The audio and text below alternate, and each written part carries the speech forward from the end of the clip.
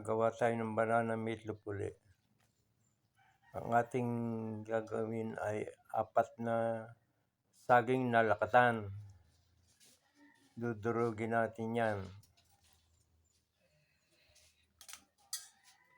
Yan. Gamit ang tinidor. Pwede naman ang food processor kaso mas maganda yung medyo may namumuo pag kinain mo yung banana loaf bread. Nalalasahan talaga yung saging. Lalagyan natin ng 1 cup na brown sugar. Tapos tutunawin na haluin natin para matunaw yung banana sa lakatan. Yan. Kailangang tunaw na ang asukal kasama ng saging. Halo lang. Lalagyan na natin ng baking powder. 1 teaspoon at saka 1/2 teaspoon na baking soda. Tapos baking powder. Mix ulit natin. Lagyan natin ng cinnamon. Ang pabango. Yan. Saka natin haluin mabuti. Pagka nahalo mabuti, yan. Saka susunod natin ang 2 cup na harina. Yan. Yan.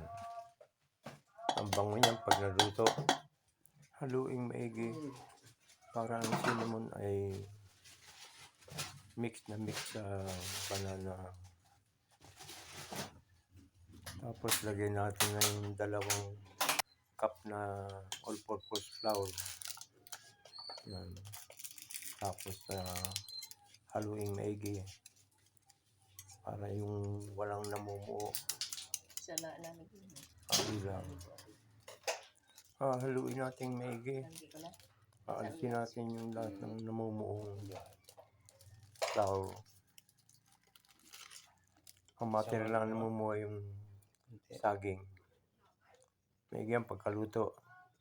Parang nalalasahan natin yung buong konting saging na lakatan. Mabango po yan. Sa lang yun. Tapos susunod natin, lagyan na natin yung pasas. Mura-mura lang. Isa pa rin pampasarap yan.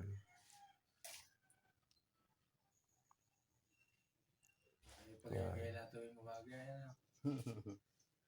Pagkalagay ng pasas at atin ng lalagyan ng 2 itlog. 2 medium egg na tamtaman lang. Alam natin yan. Ayan.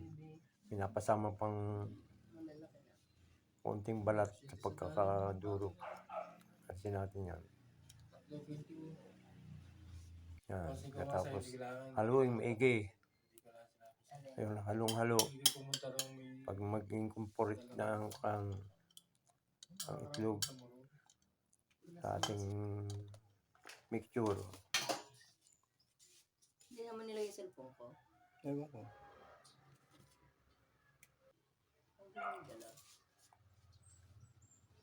Halong maigi. Pag wala ng buo-buo, yan. Ganyan. Ilalagay na natin sa ating molde na ilagay natin ang dahon ng saging para mabango.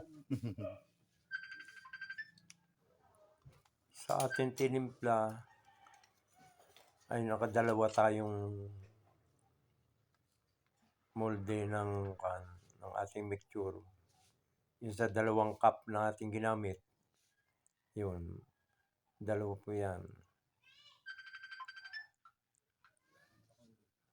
Saka natin lalagyan niya ng toppings na pasas. Ating papantayin. Medyo marami yung naparami yung isa. Kaya kailangan parehas. Hindi natin pupunuin dahil yan ay aalsa. Pag naluto, alsa yan. Ayan. May toppings na natin ng pasas. Susunod natin yan yung cashew nuts. Masarap po yan. Yan. Susunod natin dyan, pagkalagay ng mga toppings, nagpapainit tayo ng kaldero, sasalang na natin yan. Ano bang araw ngayon? Lulutuin natin yan sa loob ng 35 minutes to 45 minutes natin maluluto. Papainit Hintayin muna natin. ng kaldero. Depende Pag sa mainit na, saka natin lakas lalagay ng yan. apoy. Pero ang gagawin natin, Yung kasing tinimplang medium heat lang para hindi masyadong mabigla. Yan.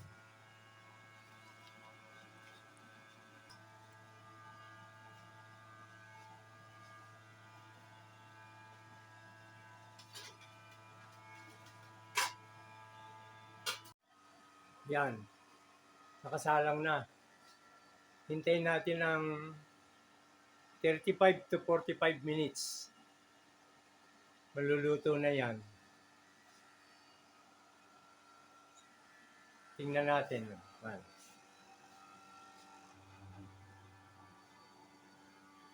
Ayan. Hintayin natin maluto.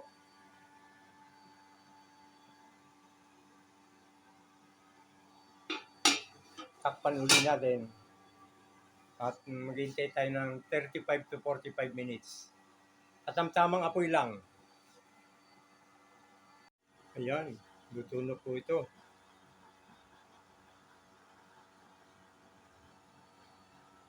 Ganda na. Pwede nang hanguin. Ang bango. Tapos ang ganda pa ng kulay.